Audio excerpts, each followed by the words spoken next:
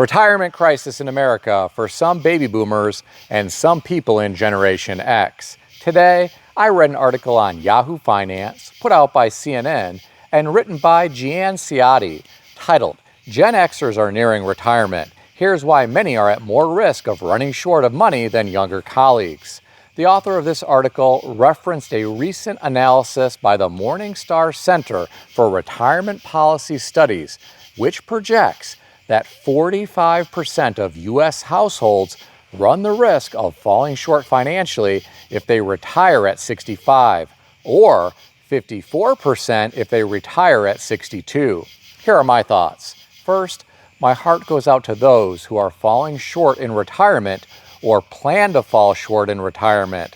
This is a scary thing from my perspective. Some people don't get to choose when they want to retire. Some get laid off and can't find new work because of ageism. Others can't work anymore because of physical or mental limitations. When I read this article, the first thing that stuck out to me were the words falling short. This is open to so much interpretation. For some retired people, that might mean they can't buy a new Cadillac Escalade every 2 years because they aren't working full-time anymore and they need to cut back on their spending. For others, falling short may mean they can't afford their medication, or they can't afford to travel to see their grandchildren over the holidays, or perhaps they can't afford to keep the heat at a reasonable level in the wintertime. Getting back to the article, many workers today have largely been on their own when it comes to saving for retirement. That's thanks to a shift away from a defined benefit pension system towards a defined contribution system in which employees are responsible for putting away the lion's share of the money and deciding how to invest it. Here are my thoughts. This is a huge problem here in America. I've talked with multiple people this past month across multiple generations. None of them are maxing out their retirement accounts. None of them are even coming close to maxing out their retirement accounts. Only one has enough savings to even stand a chance at retiring with financial security someday. However bad the retirement crisis in America is today, prepare for it to be a lot worse in the future. Sure, there will be people who inherit wealth from their parents or grandparents and be just fine, even though they never saved anything meaningful during their working careers. There are people who made sacrifices and invested diligently throughout their careers, and they are multimillionaires now. They will be just fine during retirement. There will be people who get lucky with some new meme coin investment that goes to the moon. Some may be rescued by marrying into wealth, but there will be countless Americans who reach an age where they can no longer work, and they will have to try to scrape by on Social Security alone. Take note of the language I just used. I didn't say they will scrape by. I said they will have to try to scrape by. Some will try and fail. Some may fall into a credit card debt trap because credit is the only way to maintain their lifestyle in the short term.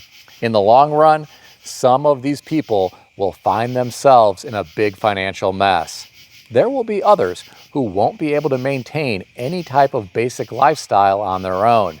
They may need to move in with family or friends. As all of you know, housing is becoming unaffordable in America. Getting back to the article, the author referenced the Morningstar analysis again, which projected that baby boomers and Gen Xers are more likely to see shortfalls in retirement than their millennial or Gen Z counterparts. I'm not surprised to hear this. In the past, I have read about Generation X specifically. Many people in this generation are supporting adult children and in some cases grandchildren, and they are supporting aging parents who didn't save enough for retirement. These people in Generation X are being bled dry, and they can't even begin to start thinking about saving for retirement. Some in Generation X got wiped out during the dot-com crash or the 2008 Great Financial Crisis. I read some of the comments beneath this article. I'll share some of them with you. One commenter said, "Why worry about not having enough money? Most all states have help for older Americans who are low income. Medicaid and SNAP is a huge help with just living off Social Security. The less you have, the more help is available. The next commenter said, one thing for sure is that people retiring now and in the first part of the Gen X were still kind of guinea pigs for this whole 401k era. It's not like our parents could give us advice on how they invested in their 401ks. The last comment that I'll share with you came from someone who said, most of us have dealt with job loss, divorces, medical detours, so cashing out or taking withdrawals out of 401ks is not what derails retirement. It's not replenishing what was lost. I'm going to switch gears a bit and discuss another interesting article that I read today that should clue you in to how the real economy is doing in America. This was on foxbusiness.com, written by Daniela Genovese, titled, Walmart and Target are cutting prices to entice customers. According to the author, two of the biggest retailers, Target and Walmart, have recently reported a jump in traffic due to the reduction in prices in recent months. Target, for example, reduced prices on about 5,000 frequently purchased items in many markets during the summer. Walmart in the U.S. reduced prices across 7,200 categories. Here are my thoughts. If the economy is doing so great, why did Walmart and Target need to reduce prices to lure customers back? Shouldn't the customers have had enough money since our economy is supposedly booming? I think after the recent jobs report revision, all of you know our economy isn't exactly booming as we have heard in the mainstream media and from some politicians in the past. Apparently, Ford may not be as enthusiastic about electric vehicles as they once were. I read an article on foxbusiness.com written by Aislinn Murphy titled, Ford Cancels Plans for Electric 3-Row SUV. According to the author, Ford said it will not be producing a 3-row all-electric SUV. Instead, they will use hybrid technology. The cancellation of the all-electric SUV will result in a roughly $400 million write-down of certain product-specific manufacturing assets. Well, my friends, I think this is the right move. With a hybrid, you can go just about anywhere without range limitations. You don't have to worry about charging your vehicle. You don't have to worry about getting to a charging station just to find out it isn't operational. I have to wonder, how many other automakers in the future will modify their electric vehicle plans and switch to a hybrid model instead? Here's some bad news coming out of Canada. I read this on CNBC.com, titled, Canada's major railways lock out workers after talks fail, sparking economic damage fears.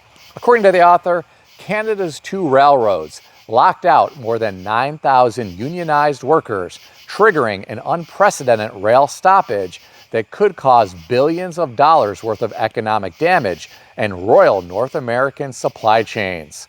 Apparently, the companies and the Teamsters Union couldn't work out a deal for better pay and working conditions. The lockout started at 12 a.m. on Thursday. Well, my friends, I hope they get all of this worked out. In the interim, I hope these workers are not levered up with mountains of debt and no emergency savings. Who knows how long this could go on? Let's also hope the fallout from this does not impact the supply of various things that people and businesses need here in America. I'm sure there will be a ripple effect depending on how long this lockout continues. We live in a global economy now. What happens somewhere else can certainly impact us here in America. If you enjoyed this video, consider subscribing to the channel. I want to extend a special thanks to everyone who has subscribed to this channel. I want to also thank all of my channel members. If you would like to become a channel member, there is a link in the description beneath this video. You can read more about the different membership levels. Please also check out some of the great books that I suggest you consider reading in the description below. I've included Amazon affiliate links to these books. As an Amazon associate, I earn from qualifying purchases. Stay healthy and wealthy. I'll see everyone in the next video.